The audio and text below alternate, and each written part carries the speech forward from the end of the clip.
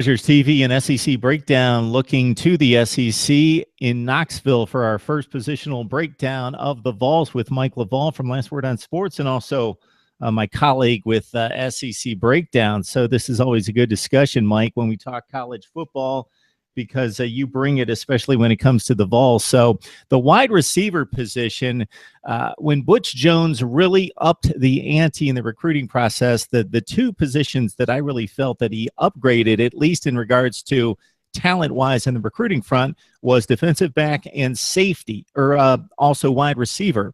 So at wide receiver, we had some inconsistent play in 2015 that doesn't necessarily speak to the talent on the roster. You're exactly right, Mark. Thanks again for having me. Pleasure to be here. But you're exactly right about the inconsistent play from 2015. Of all the position groups, wide receivers were probably the most inconsistent. Tennessee fans continually frustrated that there is no vertical passing game. You got two tremendous runners out of the backfield, Hurd, Kamara, and then Dobbs as the quarterback is also a tremendous runner. The running game carried the team last season. And the passing game that we did have was really first level and second level to the running backs out of the backfield. I believe Kamara and Hurd were two of the top six receivers. Kamara was the number 2 receiver. Von Pearson was the top receiver. He's moved on.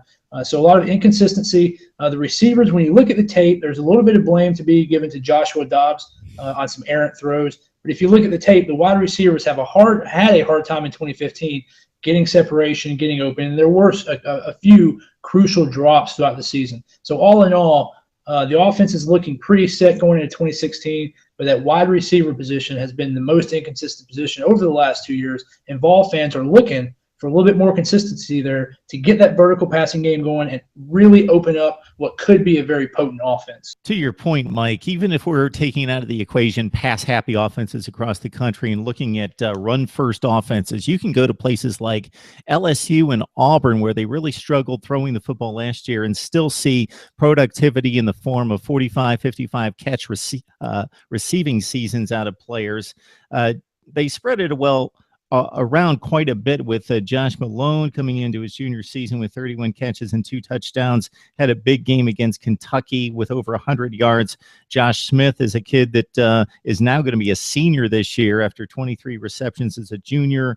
Juwan Jennings, still just a sophomore coming into this season. A lot expected out of him, and maybe Preston Williams after a huge recruiting coup for Tennessee and grabbing him out of Georgia as a top 5 talent in the 2015 class. Maybe he breaks out. Well, Mark, the offense is a run-first offense, but Butch Jones has been able to throw the ball at his previous stops. You talked about some of the key personnel. The 4 people you're going to see on the edges the most, you're going to see Preston Williams, you talked about. A lot of hype coming into last year.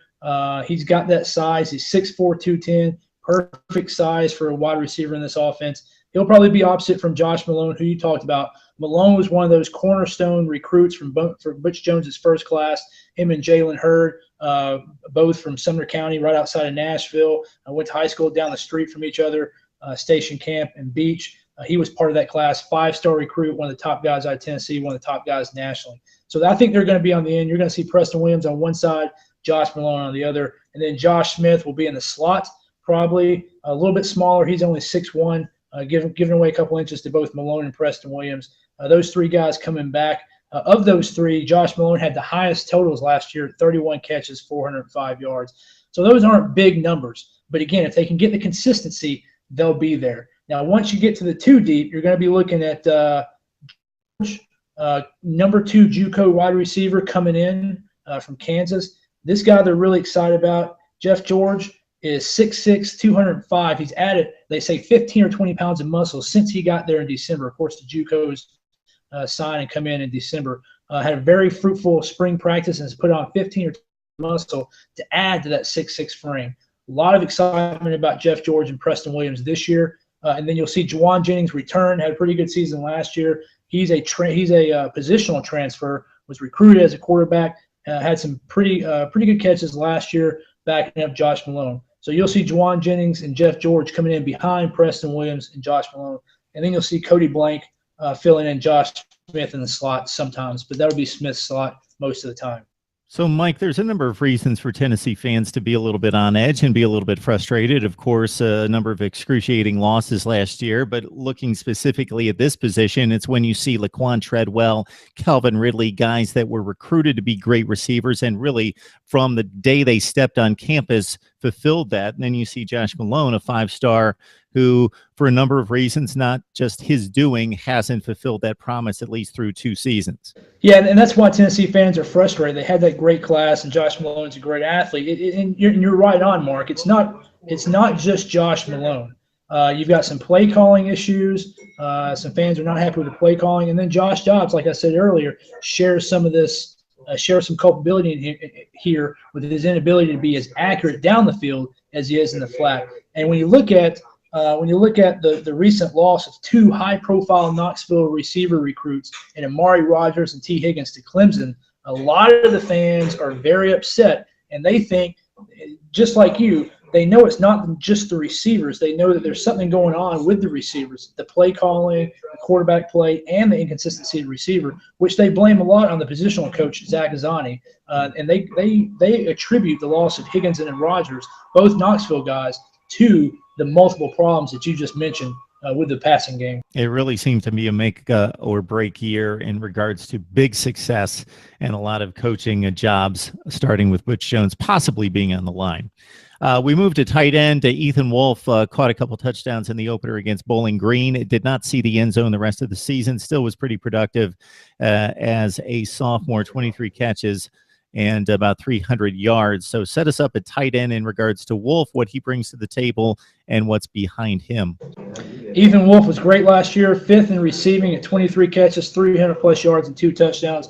Very consistent at the tight end spot. He's got good hands, and he can block, and he's still pretty young. Probably the key component to the offense last year. He was able to stretch that second level of passing and hold the linebackers in pass coverage so the running game could have the success that it had. I think he's probably the most underappreciated aspect of the Tennessee Vols offense because of his ability to make those catches 6 to 10 to 12 yards down the field.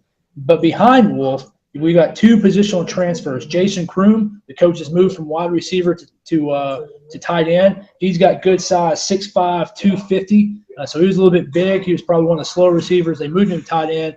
You'll see him spell Ethan Wolf. And then Jacob Johnson will probably be in mostly on blocking downs, running plays. He's moved from linebacker to tight end to provide a little bit of depth behind Ethan Wolf at tight end. When you got a guy like Dobbs who doesn't have the best accuracy down the field, that tight end plays an instrumental role in the passing game. So watch that tight end position. That's the guy they like to go to when they want to get Josh Dobbs calmed down and in rhythm in the vertical passing game.